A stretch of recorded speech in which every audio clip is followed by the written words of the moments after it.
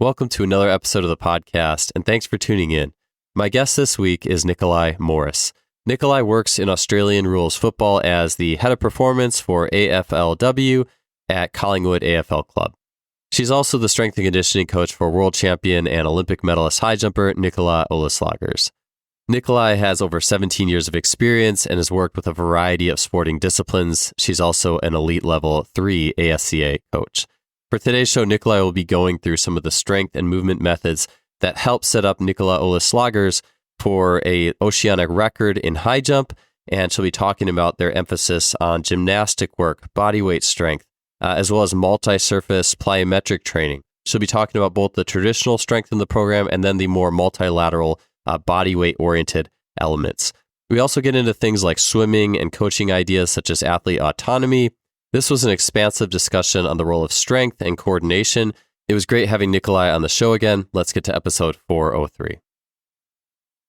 Nick, it's awesome to have you back on the show. I know a lot has changed for you recently, like new job and things like that. We were talking right before we pushed record about you as a pole vaulter, because I know that's not your background, and you've been doing that for a few years now. And I'm just curious what you've learned. It's so movement intensive. There's so much going on. What has that event taught you doing it firsthand as an athletic performance coach?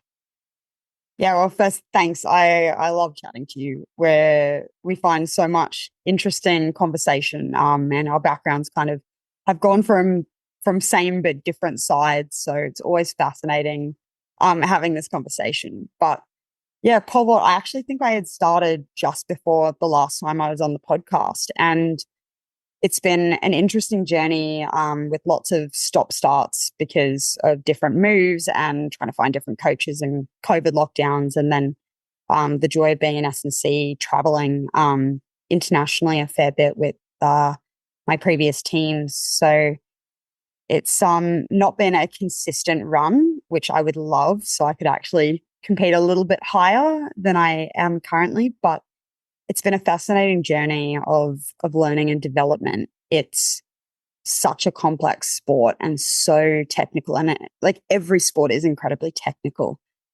But if you don't get the technique even close, you're just going nowhere. And I think one of the cool things working with Nicola Olyslagers as well as a high jumper, it's giving me another level of empathy, just looking at that bar and going, oh, it's so high, and just the mental strength needed to overcome that and get in a mindset where you can just go. But at the end of the day, I just think being in that learning space, being in a new sport, developing, trying to work at a process-based goal helps me, one, empathize with my athletes, but two, it allows me to communicate in a better way. So, for example, I'm learning when I get a cue and it's like, I'll just push with your bottom arm or your left arm. Like, I can't, I'm trying everything I'm doing. I'm just trying to push, and all my body wants to do is pull it in, which is, again, part of the reason I'm such an average pole vaulter. But trying to learn different ways of cueing, because it's not going to work for everyone, and working out, okay, which athletes need to be filmed and shown. That's the only way it's going to work for them. Which athletes need to be, have a discussion with and work out where they're struggling, what's not connecting for them, what cues resonate for them. And it's just a really good reinforcer for that side. And I also think competing in anything, learning in anything assists your brain. You want to always be developing and learning. And this is just a fun outlet for me. And it's awesome. I've trained with a lot of masters athletes who are 40, 50, 60, 70, 80 plus that still jump and still want to learn and still get there and put everything into it. And yeah, it's just such a nice environment. Being in a sport like pole vault, where no matter what group I've competed in, everyone is so open and helpful to each other to try and get better. And you see it even from the elite level, that they've got that kind of vibe going, which is, yeah, such a beautiful space to be in. Yeah, it kind of, maybe it reminds me a little bit about like what I've heard about surfers from like Steven Kotler, like they're like the happiest people. Maybe it's because like the danger, it's extreme, it's kind of in nature, or it is in nature, obviously. I was like, pole vault's like you're outside. But it's almost as if that kind of gnarliness of it, the danger element, the flow state. There's something that connects people, I think, and has like good vibes, for lack of a better word, because I've always seen that with pole vault as well. I mean, the other events too. I think the throws a lot of times pretty friendly. 100%. Yeah. I'm just terrible at that, so I don't do much throwing. Yeah. It's funny that the empathy, I guess I always ask those questions like, all right, what did you pick up technically or movement sense? But I hadn't thought about it from the empathy perspective. The only experience I've had there is when I worked swimming. Me and you are like reverse, because I think you were a swimmer, right? And so I was the furthest thing from a swimmer growing up and doing track, like stiff ankles or ankles that were not bendy for swimming. They were good for jumping.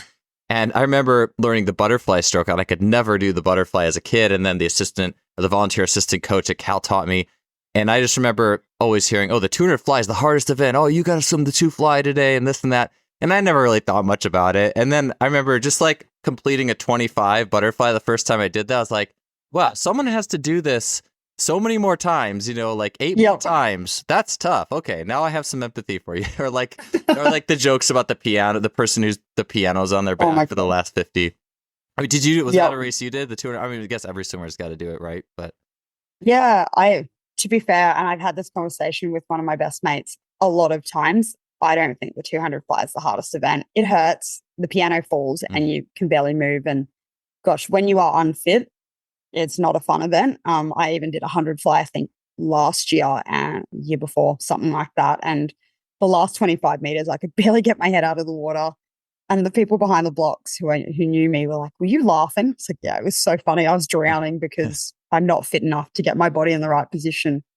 But I will say 200 back, way more painful. Easier to train, but God, it destroys you. You can't walk afterwards. The amount of, I have like 5 asthma attacks doing that event. I banned myself. I hate it. It's terrifying. Whereas 200 fly, it hurts, but you can walk afterwards at least. It's interesting to think, because the 200 fly, it's almost like this is my very limited knowledge of swimming coming out here. So this is just kind of speculating, but also conversations I've had. But it seems like, and just thinking about what swimming teaches other skills, it's like the 200 fly or just learning the butterfly makes you appreciate rhythm. Because if you die at the end, it's also because your rhythm died. It's like, well, what's fitness? It's like, well, it's a lot of things, but it's also like rhythm endurance. And can you not like fall? I would imagine that's a big piece of it, because I could just see if you get tired and you let your rhythm go apart. But then with the 200 back, Ryan Murphy, who won the gold in 2016, was telling me after he got back, he was like, that race, for some reason, he said his pecs were doing way more at the end than they ever had. It's almost like a thing where the stimulus of the Olympics cause every muscle to do that emotion that may not have been recruited before, but just the overarching thing is like, no, we're going to turn this on and this on just to get that going. It's just so cool to think about. And swimming, almost like, it made me think like you could almost, there's more ways to compensate if you had to than like sprinting. Like, for sure. So just an interesting world. And less ineffective, still ineffective, but less ineffective if you get it wrong, because it's obviously not as much force going through. But yeah, the rhythm thing's so fascinating. We've been talking with my new team in the women's side, been talking a lot about rhythm, and I actually have no idea if this is true. Who told me this story? I haven't validated it, but it's a great story and it works well for all athletes I've been teaching sprinting. Because so many team sport athletes, and I find this is even in athletics, but team sport in particular, when we say run fast, when we teach sprinting, it's just everything's so tight, everything's so switched on, everything's so aggressive and stiff that they don't relax. And swimming's the same. And I think that's where I got taught it, is trying too hard's just as ineffective as not trying hard enough. I remember doing a masters meet last year where I was so annoyed. I wasn't feeling great. I did a 53 and it was terrible. I was so angry at myself. But I tried really hard during the race. And then I did a relay and I was really annoyed because they put me as first swimmer, and first swimmer's time gets put up on the board and it gets counted. It's like, I'm swimming terribly. I don't want people to see this awful time that I'm doing. But I relaxed in the race. So I was like, I care less. I'm just going to relax more, but I'm still going to try, but not try to the level I did in the individual. And I went half a second quicker on the same day over a 50, which is obscene. It just makes no sense. And it was kind of, I hadn't done many races for quite some time. So it was a reinforcer back to me to try less hard, basically. But in a sprinting sense, I always tell the story that Japanese athletes were talent identified by putting electrodes on their face as kids to see who could relax their face when they ran. Again, I feel like maybe I got told it at uni, but have never corroborated the story. But I was chatting to one of my female athletes yesterday, and she was saying how that story really resonated with her. And she was doing some intervals of 30 on, 30 off on the weekend. And she wasn't going as well as she wanted to. So she went, okay, I'm going to try just focusing on the technique and relaxing. So just like relax my cheeks. And she went significantly further. It really resonated for her. And she's like, oh, okay, this is ridiculous, but it works. I have to relax. And even in drilling, I do better when I relax rather than tensing up and trying so hard. So it's a really fascinating one. And yeah, in swimming, when you try hard, it destroys you. In an event in a 200, that's where you've just used too much energy too early. And then you lose position, you lose efficiency, you lose that rhythm. And then the piano falls and it's end game. Yeah.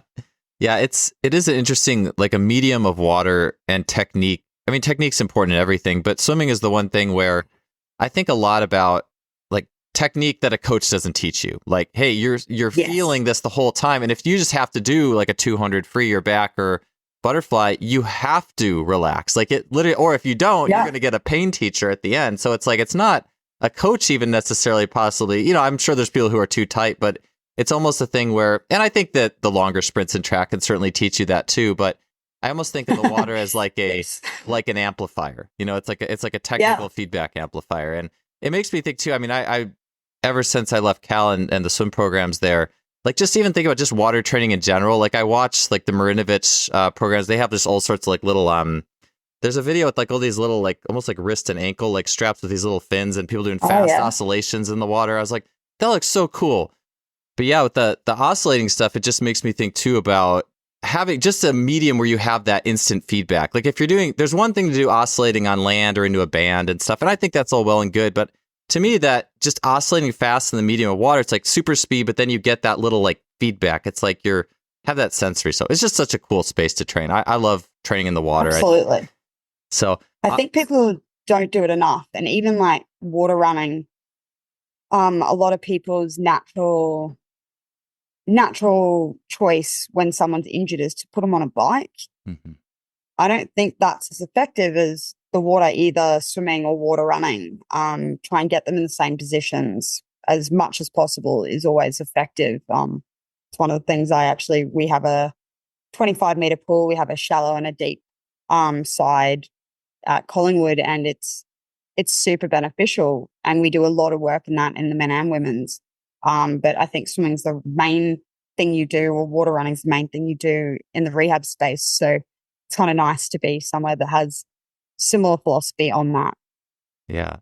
One last thing too, before I get to some of the high jump prep questions, there is pole vaulting. I was going to say, I feel like if there was one activity for physical prep or athletic performance coaches, I mean, I think like just learning the Olympic lifts is good from a movement perspective, but then to get beyond that, I mean, I think it's common. All right, we do Olympic lifts, we sprint, we do those types of things. But the pole vault combines so many things. You have to run, get inverted. There's gymnastic piece. There's the overcoming fear-based piece.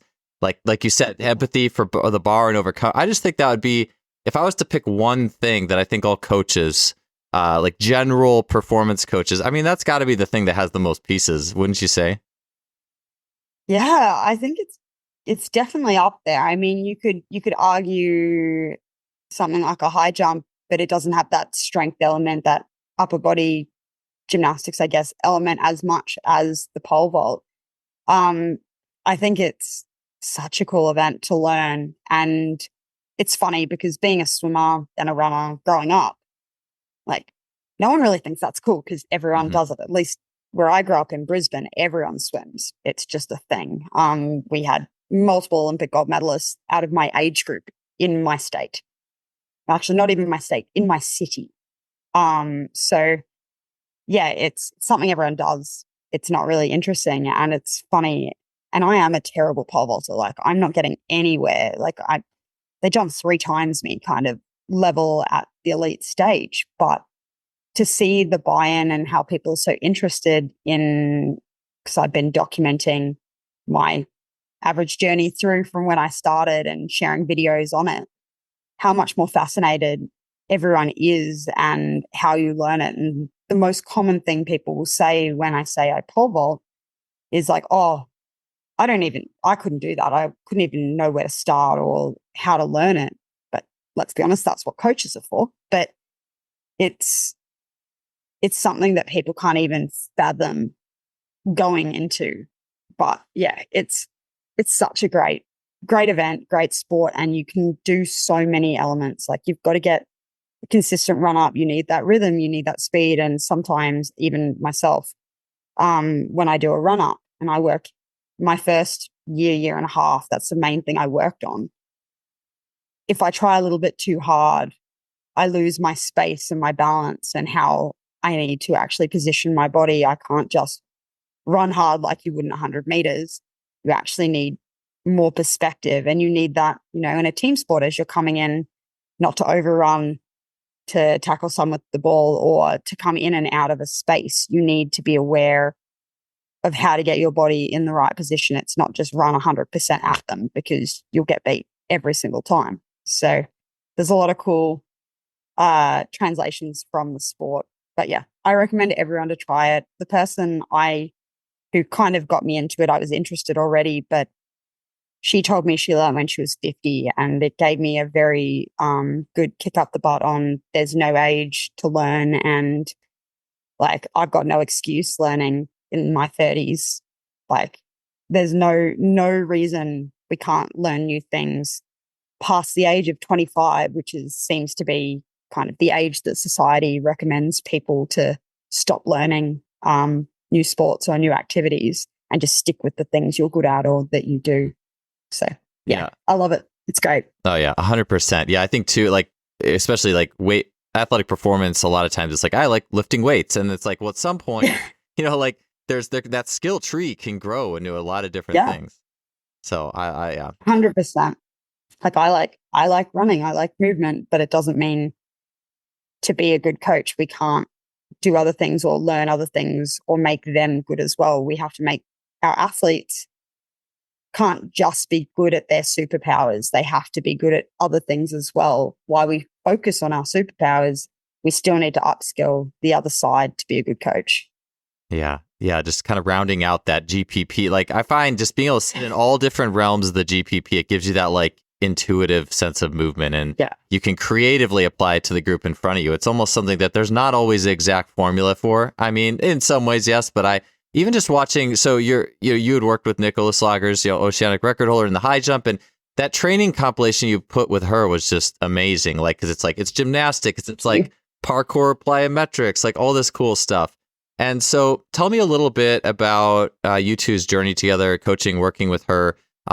Maybe start with some of the things that, like, what have some of the focuses been on, and how have you incorporated some of those, like, more gymnastic-y, movement-oriented training methods into her program? Yeah, so I've worked with Nick since it's either late 2016, early 2017. It's been a while.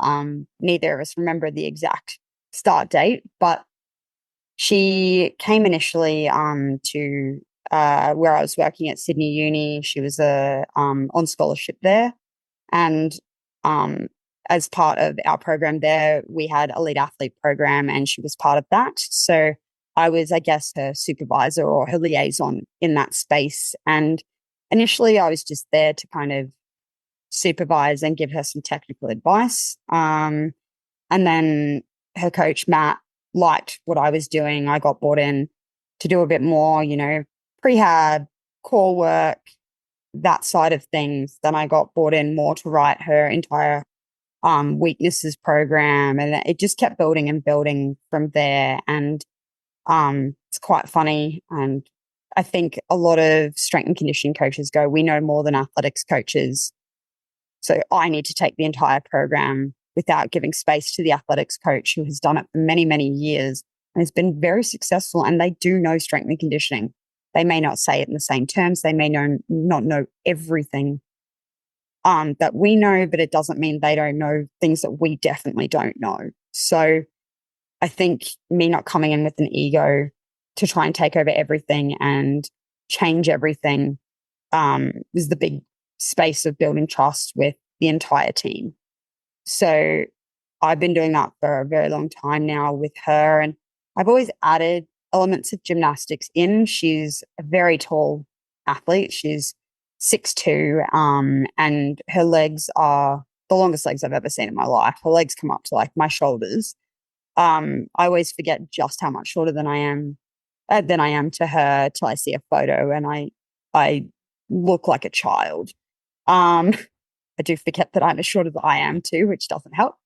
But we've been doing a lot of work on her weaknesses. For her, that's often single leg strength stability and hinging, hip extension type worker, and cross chain worker are kind of key elements that have come across the whole way through that we're building and layering on every year. We've always done a little bit of elements of gymnastics, but we had a conversation after World Champs. So Nick got third at World Champs last year. The surface wasn't ideal for her, and that's okay, but the surface at the Olympics is also not most likely going to be the surface that she responds best to. She's more of a power jumper than a speed jumper, and her main competition are more speed jumpers, and the track's being more and more focused around how do we make the 100-meter runners faster. So it focuses really well to those speed jumpers. So we went, all right, we need to do something slightly different. It doesn't mean we've taken out strength work. That's probably the key that people will be like, oh, you can't just throw that out. We're not. She's always still doing her strength work. She's a very strong girl. She just missed 85 the other week, but 82.5 for clean when you're 60 odd kilos is legit, yeah. Pretty impressive power to weight. So she's still doing all of that, but we went, all right, let's try something different and let's go into a gymnastics facility. And we'd talked bits around this for a while, but it was probably the first time we've really bitten the bullet and gone, yeah, let's give it a crack. And it was over the off season. It was the first program. She came back coming out of off season of complete break. So a couple of the thinking around that is, all right, one, for her, something that I've always thought of is when she comes over the bar, she tucks her feet underneath. And often as she fully gets over, she kind of drops her hips slightly as she comes down towards the mat. And if she hits it, she'll hit it with one ankle just as she's coming over. So, all right, what movement and how can we get her to the point where she can get her legs coming up and over quicker so she's not hitting that bar? And we actually had this conversation last week with Nicola about the fact that she'd just trained with Blanca over in Croatia for a session, and Blanca was explaining about the fact that you actually can't think while you're in the air. There's not enough time. There's no ability to go, oh, okay, I'm now in the air. I'm going to move my foot in this position. It's just not really something that's overly possible. You have to train it in different ways so it becomes automatic when you're in that position rather than trying to fix it in that position in the air. So for me, the movement that was really going to transfer is that backflip, being able to get your legs up and over and that improving your center of mass in the air. So I started, I went, all right, so how do I get the elements that I really want from a gym perspective in the gymnastics facility? What areas can we improve because we've got things like a trampoline and a sprung floor? And for Nick, she's a very mentally strong, very good psychological athlete. If she's able to do something before, so I think I'm going to probably butcher the quote, but she mentioned at indoors when she won, she'd done 199 on a very cold, and it was very cold. I was in multiple jumpers. Very cold night in Melbourne.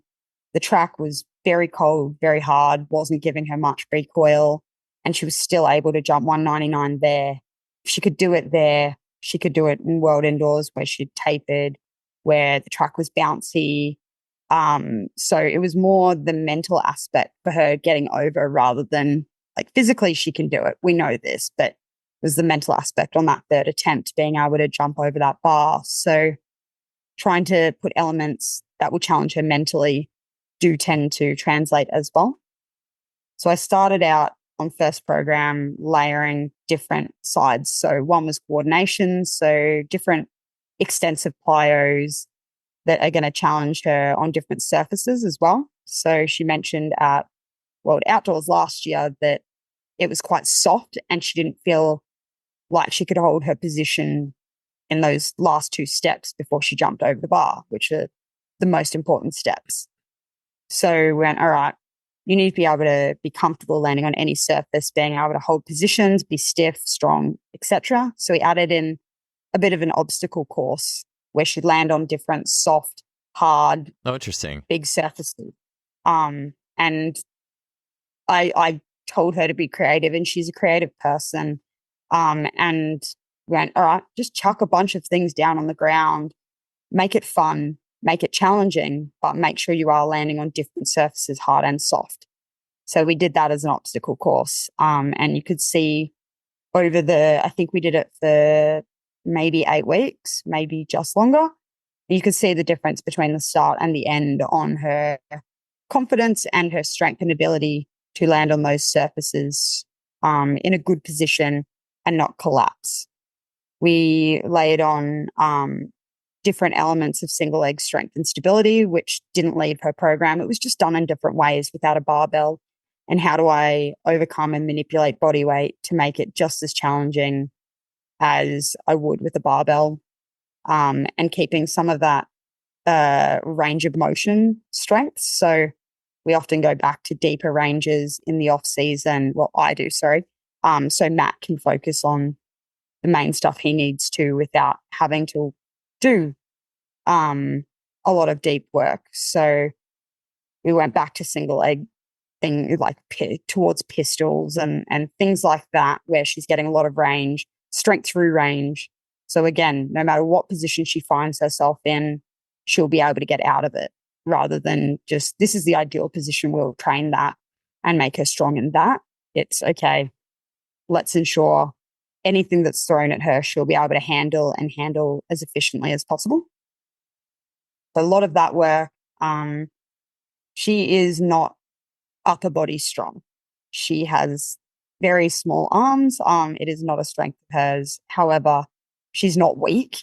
She may have been 5-10 years ago, but she's not weak anymore in those arms. But it is a key element for her in what she calls the BAM, is throwing that arm up as she goes over the bar. That's a really key movement pattern for her. And she finds when she's stronger in her arms that that's beneficial to her. So working out ways to do some upper body work, again, without weights, that was going to ensure that she is going to be able to do that movement the best possible.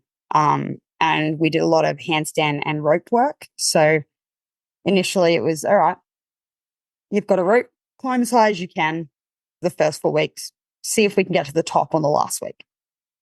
And that also gave her a fun challenge. It made it exciting. It made it different.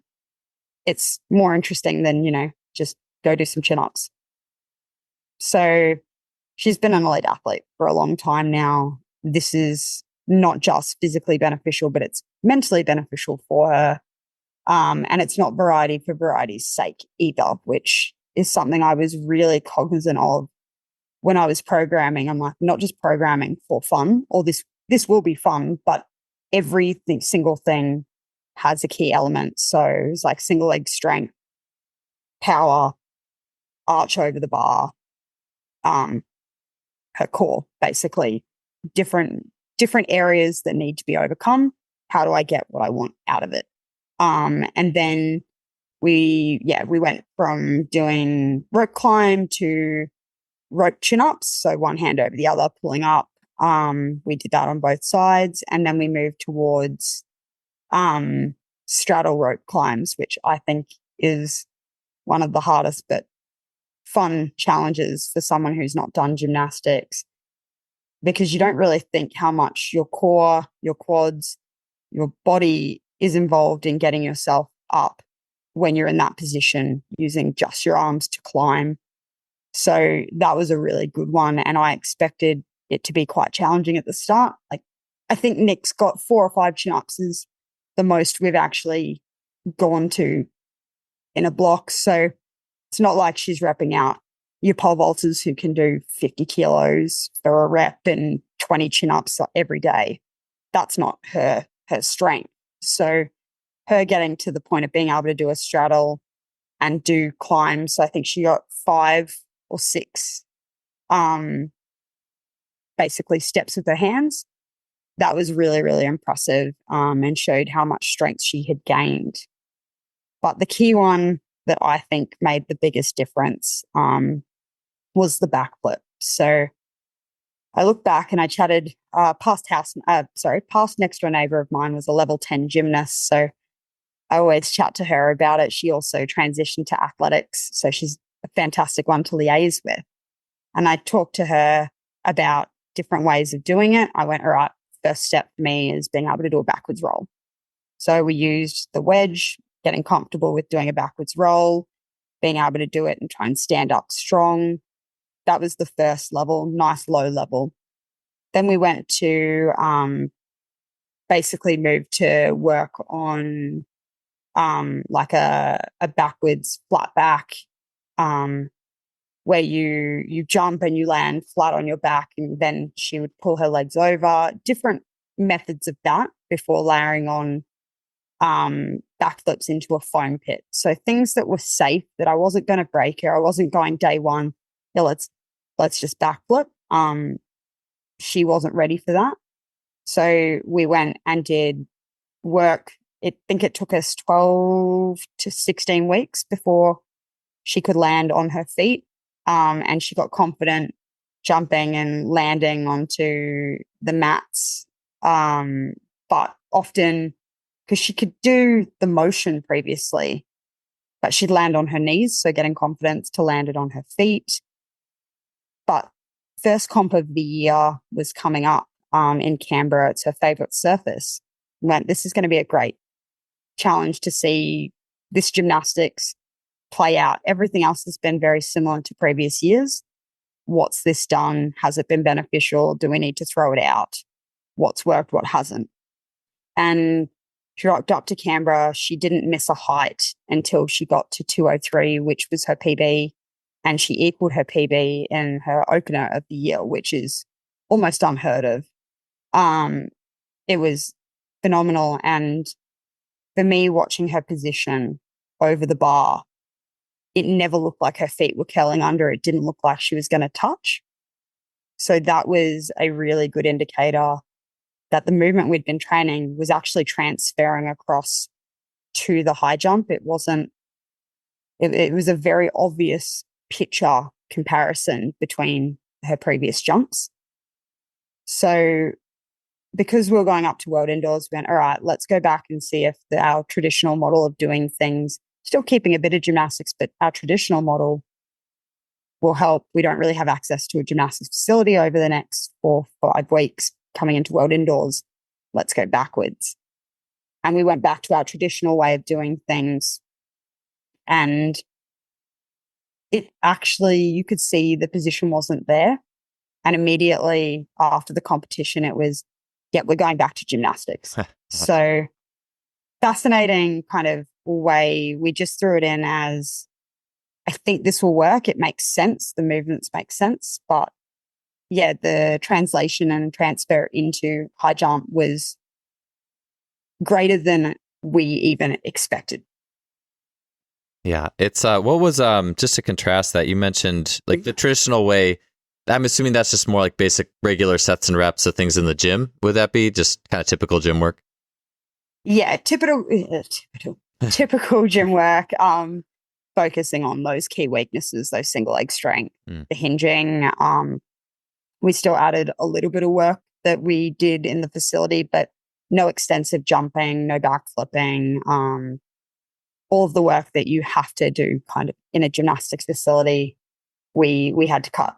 Yeah. Did you, when you went back to the gymnastic work, did you bring back in that extensive, I like call it parkour jumps, because in the video it's like all sorts of different, like, it's not just almost, it seems like it's not just like a straight line, different surfaces like side to side, high, low, and it's like a very rich environment to jump in, which I think high jumpers would love. Like, I mean, I love doing that type of stuff. So like, did you get back to that, or what were you got back to that type of work as well, or, and less weights, or how did things kind of swing back there?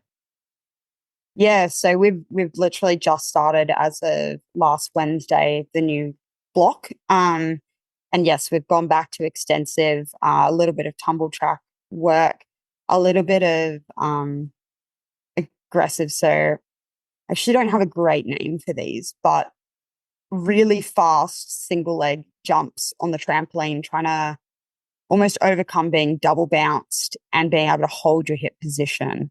We've done different jumps with bands, jumping forward and back. So using body weight, using bands to manipulate how I would use if I did have weights. So being able to do that, but being able to do that on a surface that's not so aggressive that it will fatigue her then when she goes and does her jump sessions. So I've always been really aware not to do too much jumping in the gym, because it does actually fatigue her. And my sessions partly like it's fatiguing, but it's a little bit more regeneration. So making sure that when she goes to her jump sessions, we've not cooked her. So the sprung flooring, the trampoline has been an enormous benefit, because we can add more in without absolutely destroying her. She doesn't feel as fatigued as she would if we did this kind of work on a normal floor, a gym flooring or cement or even grass. So yeah, highly encourage people to use sprung flooring, even just the gymnastic matting. Yeah, the mats. Trampolines. It's just so much better to be able to overload these areas without it being a problem later on and having the coach come at you going, you've done too much, you've cooked them. Yeah, one of my favorite plyometric surfaces of all time. I'm not sure if it's the same as a gymnastic mat, but like a wrestling mat. I'm sure it's very similar. But Yeah, like yeah. You know, similar. like 1.5 inch thick foam or something like that. It just feels so good, especially barefoot stuff, because it still gives you spring. It's not like it doesn't give spring for you, but it lets you feel that contact in just this subtly different way that just feels so good. So I'm a huge fan. Like I mean, I don't have a wrestling room near me, but if I did, I would definitely make plenty of use of it. Yeah, I think the other thing you just mentioned, on these types of flooring, you're not in shoes, you're barefoot. Yeah. And Nick's been lucky to grow up, live and train on the Central Coast, which is one of the most beautiful areas, but she's got a beach right near her, and her initial training, no matter when she comes back, will always start on sand and grass rather than going straight on track, which isn't uncommon, but the sand, she's always done blocks of sand her entire life. So being able to have that intrinsic foot strength, I think, has been a big benefit into keeping her injury free. And she's probably one of the, or I would say she's one of, if not the least injured in any of the disciplines in athletics. Like, she's had 2 injuries her entire career. And one was because she did long jump at a uni nationals. So she's been able to maintain her consistency and her training because she's not getting injured. She's not taking this time out, having to come back up. She's able to continue every year getting better because she's not had these kind of setbacks through injury. Today's podcast is sponsored by the Plyomat. The Plyomat is not only an incredible vertical jump and reactive strength index testing device, but it also is an incredible training device. The Plyomat not only allows single response jumps, but also the chaining of multiple mats together, so you can use it for bounding, multiple series of hurdle hops. You can get not only height, but reactive strength for a multi-jump situation. It's an incredible, again, testing and training tool, and you can learn more at plyomat.net. On the level of supplements, Lost Empire Herbs has been my go-to for the last 5 years. As someone who's constantly observing nature in motion to help me understand movement better, so too do I draw from nature in my supplementation regime. If you want to check out some of my favorite supplements for energy, strength, and enhancing the total impact of your training regimen, things such as Shilajit, which has been well recommended by many strength coaches, the Phoenix Formula, which was my original Lost Empire Herbs supplement that really made me a believer in the power of herbalism, things like pine pollen, mushroom tinctures, and more, you can head to lostempireherbs.com/justfly. There you can use the code JOEL15, that's JOEL15, for 15% off your order. Definitely check out Lost Empire Herbs. They're an awesome company and will really help that total aspect of your performance training process. Yeah. It's interesting. I've heard, at least I think, I'm trying to remember, like at least some debate about sand training. Oh, is it too is it too much like give, and this or that or the other thing. But I think at the end of the day, each surface has its own thing to offer. It has its own gift to offer in a way. And Yeah. like you mentioned, I was actually thinking of a podcast with Romain Toulion recently where he talked about when the toes flex upwards, when the toes dorsiflex, that loads the foot differently than if they're down. Yeah. And compared to wearing shoes on flat ground, yes, the toes are going to flex, but like sand, you really get it. And I remember it was my father-in-law actually had mentioned he had plantar fasciitis for the longest time, and the only thing that got it to go away actually was walking in the sand, just on the beach, no training at all or whatever. And so it's like when you have that, it's almost like you think about what a full range squat gives you, from just a basic muscle balance and muscle length and those things. It's like, hey, full range work for the feet. Maybe there's different ground contact times or whatever. But I also feel like too, there's also something I think that's fundamentally different. I mean, I think if you have a patch of sand, like a runway of sand, a sand pit, that's cool. But there's also something about being on the beach. That's just an X factor. Yeah, you can't, whatever. The salt water, you get the good ions from the sand and the water or whatever it is. There's something about that I think is powerful. So another thing that'd be good to have around here, but I don't. So hopefully one day beach nice and close to you. But yeah, I agree. And I think I completely understand the argument that people have, but I think it's almost a little reductive. It's the same as people arguing don't use machine weights or don't do this, don't do that. It's the context, and her doing a block for 3-4 weeks as she comes off no training. Yeah, we actually don't want the ground contact time to be as good. We want her to be able to reload slower. We want those feet to gain the strength back that they'd lost.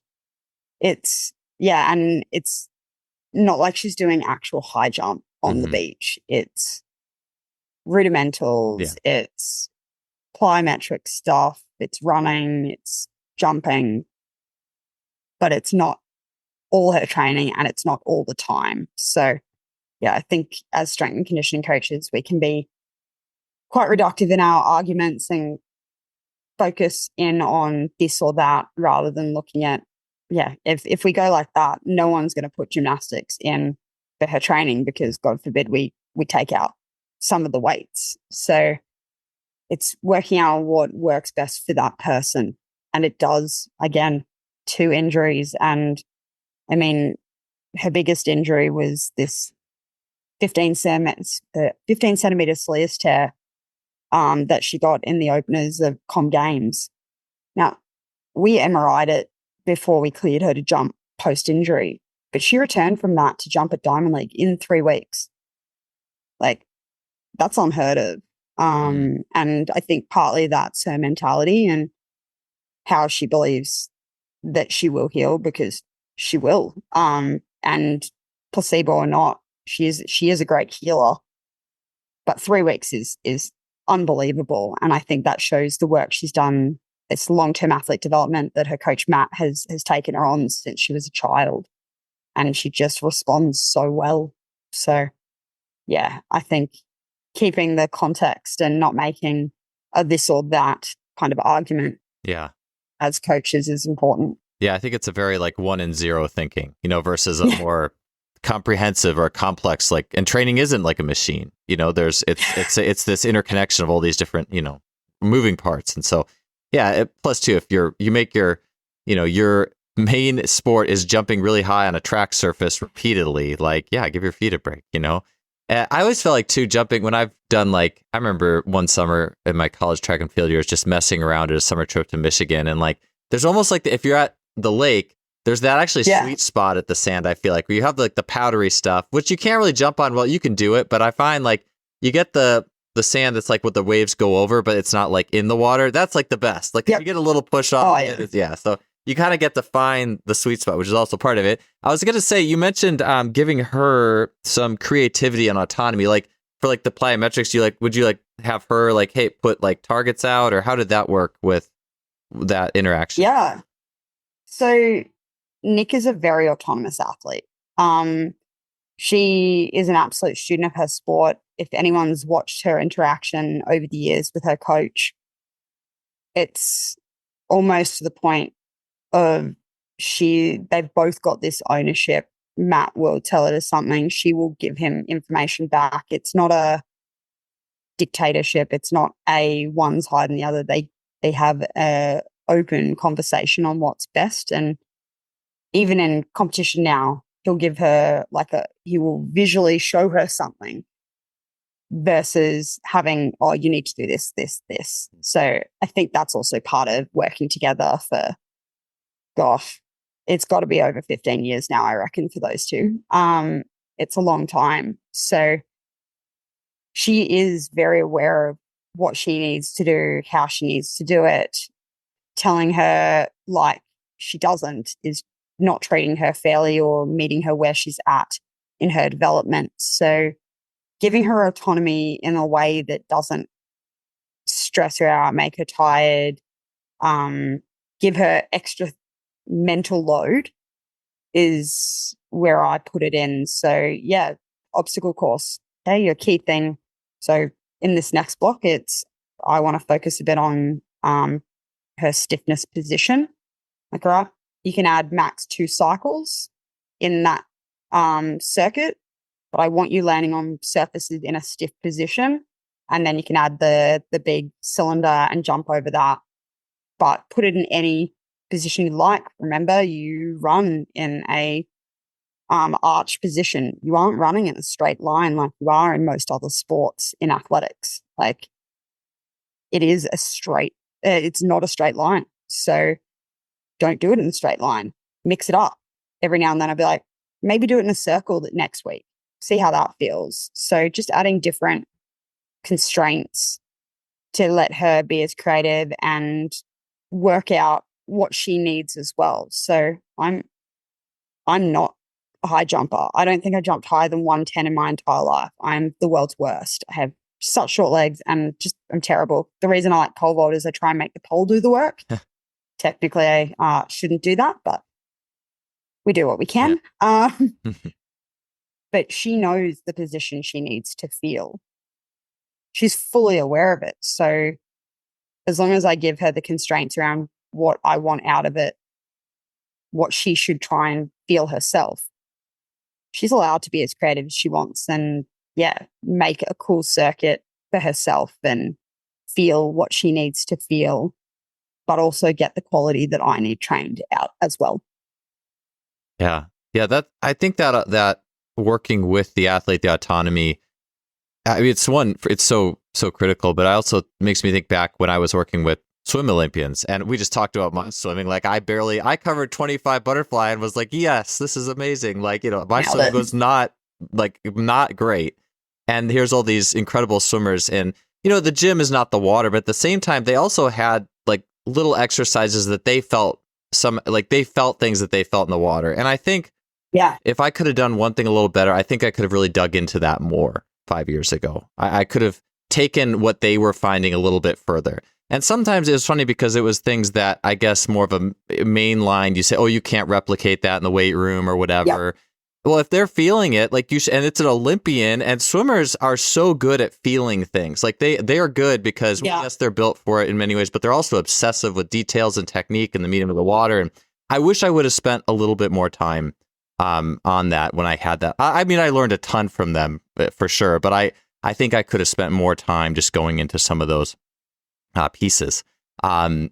But, you know, I love that. Plyometric courses, it makes me think, too, as you're talking, I've thought this has kind of come up in my head a lot recently, but I remember Michael Zweifel, when he was on the podcast a while ago, recommending that everyone train kids and pros on some level. Yes. And because Agreed. everything, those are the two poles, and all training kind of swings back and forth between, you could say training kids is like obstacle courses, gymnastics, climbing ropes, you know, monkey bars. Yeah. And then taking that all the way up in intensity, but it doesn't stay all the way pro, you know, or regimented, whatever that means, right? We think about it's all just numbers and here's your volume and, you know, here's X, Y. It's like, well, no, like we could come back and do some like more complex gymnastic-y stuff that you probably couldn't, you know, necessarily like put a force meter on, but it's just fun. It's like complex coordination. And so it's like cool to see you. It's like, hey, you know, you needed to go back to some of I guess you could call it like just play in a way, but you know, the dial is back a little bit, you know, turning that dial back into more the fun coordinative things versus just all pure regimented traditional. But not that it's traditional is obviously needed at some point too. It's just kind of finding that sweet spot for each athlete. 100%. And like, let's be honest, no athlete goes into their sport as a child and goes, I just want to be here to make money. Mm-hmm. Every single athlete goes in, this is fun. So yes, it's a job to us, it's a job to them, and it doesn't take away from the seriousness of what they're doing. But at the end of the day, they did this because it's fun. And I think where I absolutely love watching Nick over any other athlete, and obviously biased, but she has fun. You can see the joy, and it's not put on. That's just her nature. She loves it. She absolutely loves it. And it's quite funny watching indoors. I find her and Hamish Curran, they've trained together many times. They're good mates, but I find them quite similar in how they approach and how they look when they jump. They just look like they're having fun. And if you look like you're having fun, one, your competitors who aren't start going, oh crap, why are they so joyful? Like, what's wrong? And they start internalizing. So it's actually a form of psyching out without trying to. And they just get in their head versus someone who's letting it be and having fun with it. It just means the longevity in the sport, the joy, and it means you can take those losses, those bad performances, and not keep them with you and use them. Well, unfortunately, they end up being used against you in the wrong moments. So, like Nick's first ever international Open Australian team was 2017 World Champs. She no-heighted. She came dead last. That's so easy to then next jump, have that in your brain, go, well, I no-heighted last time. What am I going to do this time? So being able to have joy with it, realizing that while it is a job, why I want to do the best possible, I want to do something that's never been done. At the end of the day, it is just a sport. It's just a game. It's just a jump. It's not the reason someone's going to live or die. But if I have fun with it, it's going to be enjoyable. And at the end of the day, I'm going to have an amazing experience. I think having that mindset is so helpful. And sport turning from amateur to pro has challenged a lot of athletes in all different sports, because all of a sudden when you're getting paid, it's, oh, well, this is a job. I have to think in a certain way. I have to make it serious. But it's a form of entertainment. It's joy. It's fun. It's how do I do something and show other people that we can do something that's never been done. It's not surgery. It's not saving someone's life. Let's have fun. Yeah. Yeah. It reminds me, I believe it was Pele, the soccer player. I think one of his pregame visualizations was like visualizing when he was like 6 and just playing, like, you know, just the most, like, just when things were the most fun and like going back to those just joyful childhood memories of play. And yeah, it's almost like the same spectrum, and with movement too, like those movements that say, hey, this is how much fun. I mean, a backflip. How much fun is a backflip? Like seriously, like, and it is funny. I mean, I saw like in the video, yes, there's foam pits and there's a progression, but it's interesting to think about. I mean, even if there was no transfer, which obviously there was, but even if there was no transfer in something, well, this is just fun. And of course you do want to like, you know, I mean, like you said, those at the beginning, these aren't just fun. They have a specific purpose. I think we all know the training for entertainment. Hey, stand on a balance ball and do X, Y, Z. And it's as interesting and activate the salience network. But if it's fun and it's relevant, that's like, there's just the art to finding that for the athlete. I think that it all kind of runs together in a way. And yeah, you're totally right. When I've watched her jump, you know, she's just smiling, and it makes me think about, I think it was Stanford researcher Kelly McGonigal. I think she was Stanford, but like there's different emotions associated with different movements. Like strength is associated with confidence, and jumping is, you know, jump for joy. It's associated with joyfulness. Yeah, which is so cool.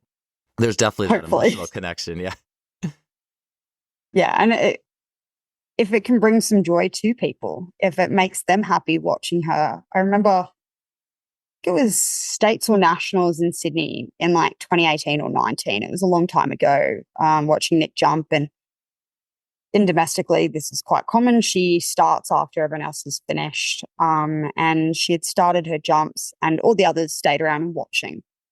And Nick missed a height and she comes bounding over to Matt and I. And she's like, oh, I loved everything about that jump, but I just did this wrong and I missed. That's okay. I'm like all happy. And you'd watch these young jumpers who had just so stressed and tried so hard and like getting all angry and slamming things down, and don't get me wrong, I'm no better. I get frustrated when I jump badly when I pole vault, but her role modeling a way to act when you fail, when you don't get it, is so beneficial to athletics, the society we live in. You go, it's okay to miss. We've got other, like, we go again, we try, we challenge different things. So yeah, I think she's just such a great role model in that space, to help young athletes realize that it's not the end of the world if we don't get what we want that day. Hell, she hadn't won a national title in any age group. And yeah, Eleanor's in her age group, so it doesn't help, but there were times she came third or fourth all through her juniors. She hadn't won a national since till like 2018. It's not, we have to win now. She had a long-term vision. Matt had a long-term vision for her and they stuck to it. So having the end goal and realizing that short-term success doesn't necessarily mean long-term success.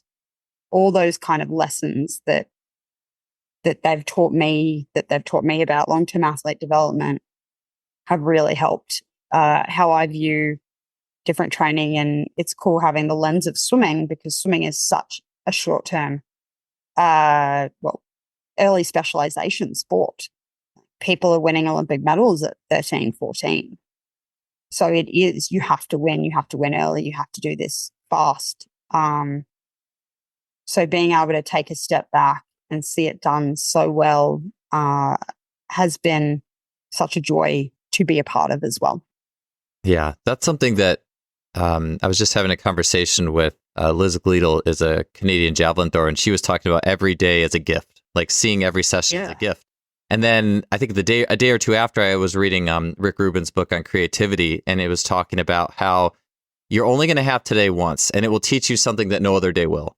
I was like, that is so cool. Like, if we could have that like attitude, then it does really become something that's so special. And I think there's obviously on the part of Nick, there's so much maturity in that too. But I mean, yeah, I've been there on the frustrated, like I've thrown the high jump bar back in the day and javelin throw it down the field. Oh yeah, that's where my javelin throw actually stared. I was doing that before I started, and then I started throwing my junior year. So, but hey, I'd love to close out with talking a little bit about.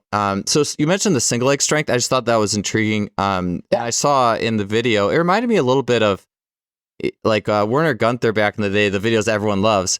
In his first phase, it's right because people don't show this one as much. They show like the main complex training stair pieces. jumps and the hurdles. Yeah. Oh, like the big, like, you know, like stuff, which is obviously awesome.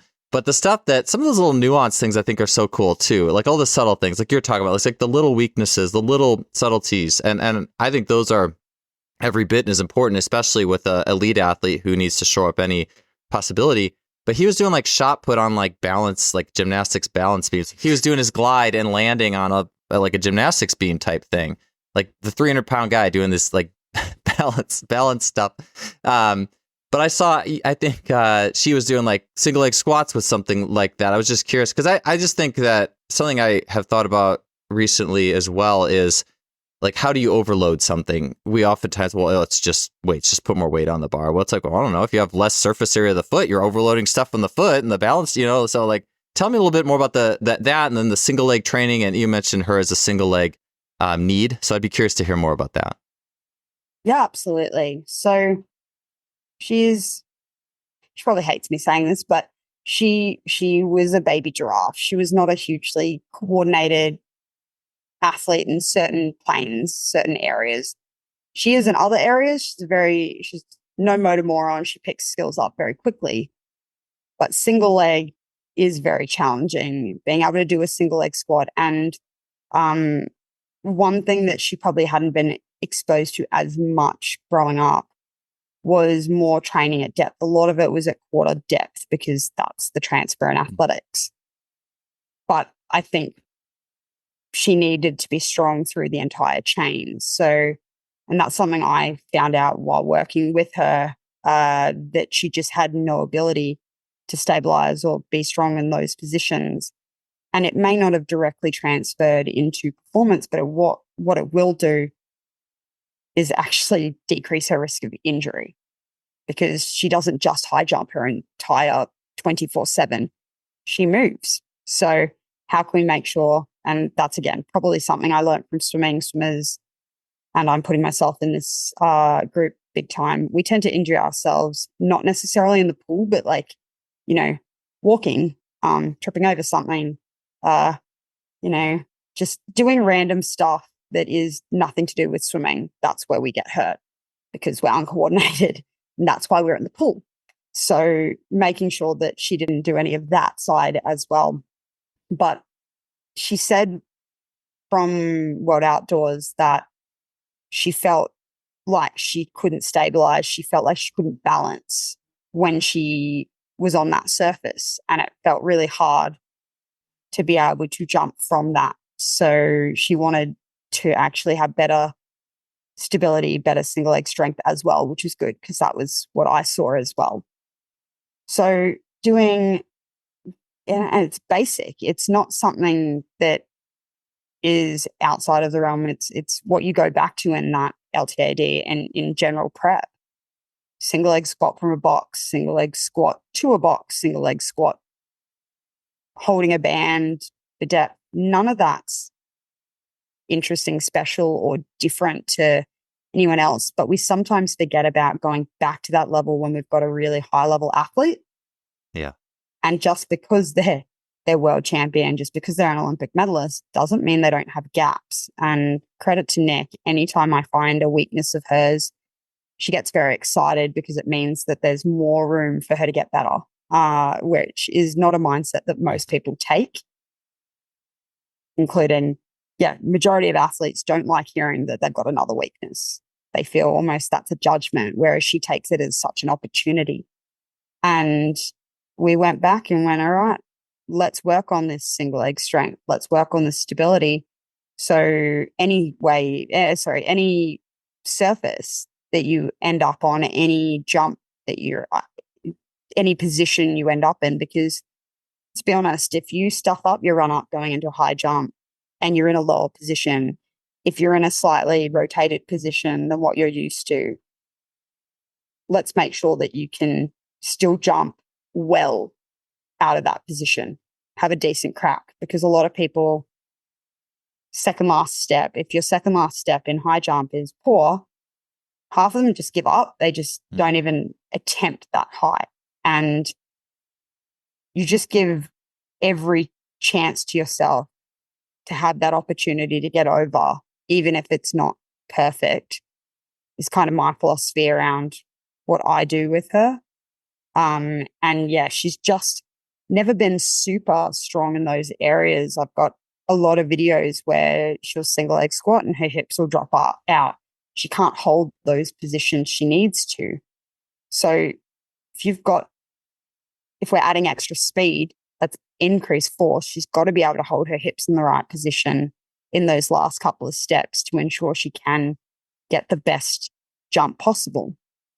So yeah, single leg squats, into curtsy squats, all of that kind of work has slowly built up, and we've been doing it over the years, like, with barbell 2 up, 1 down kind of work, building to, barbell single leg squats to the rack and all of that kind of type of training. But I do find that body weight is also just allowing her to focus on her. Sometimes when it's a bar, she's so used to trying to lift it fast and do the right things from that perspective, she forgets the key elements that she needs in that single leg area, which is that hip position, not dropping your hip out, keeping actually, knee going in the correct plane. It's not things that she's been great. Like when I first started with her, she had a lot of issues with valgus in a lot of different movements. So that's pretty much gone from her movement now. She can hold those positions, and now it's more let's focus on that hip when she does those single leg movements and making sure that, she can hold the correct position that she needs to under force, under different elements. So we've been adding bands in different positions for her to challenge it. Nothing special, but really impactful for her. Yeah. The single leg squats, there's certainly, if you get too crazy with it, it probably it ceases effectiveness, or it loses effectiveness at some point for sure. I really like the curtsy variations. Cliff Hartsky puts a lot of cool ones on his social media, and I always am inspired by those. Well, just closing things out here, because I know we're kind of running out of time, but so you said you're just getting back into that training block with Nick. Is there anything coming up, any competitions or anything exciting on the horizon then that you're looking forward to? Yeah, she has nationals coming up in April, which would be great, but I think we'll end up training through that, given that she's already hit the automatic qualifier for the Olympics a bunch of times, and world champion. So I don't think they're going to not select her. So it allows us to get a big training block through to about May, when she leaves for Europe and goes over to start the Diamond League season before the Olympics. So as much training block as possible to try and get her in the best space. And then we've already worked out how we can keep doing gymnastics overseas, finding nice little facilities for her to continue this style work, because it has been more impactful to her than what we have done previously. So trying to keep it into the Olympics has been something we discussed last week to ensure that, we're able to do the best jump possible and try and give her the best opportunity to not only win, but her ultimate goal of jumping 210. So whatever we can do to try and get her to reach those heights is what we'll try and do as a team. And we're very lucky. It's a small team. We work very well together, and there's a lot of, open conversation and lack of ego in that space to allow us to feed and collaborate off each other, which is great. I love it. Yeah, that's awesome. Well, 210. I think that's just 1 centimeter over the world record, right? So cool. Awesome. So cool. Well, hey, Nick, thank you so much for coming back on the show. It was wonderful chatting with you today. And I got a lot of great things to think about moving forward. So I really appreciate your time. No, always. And love what you do in the podcast, and always love chatting to you. I learn a lot as well. Thanks for having me, Joel.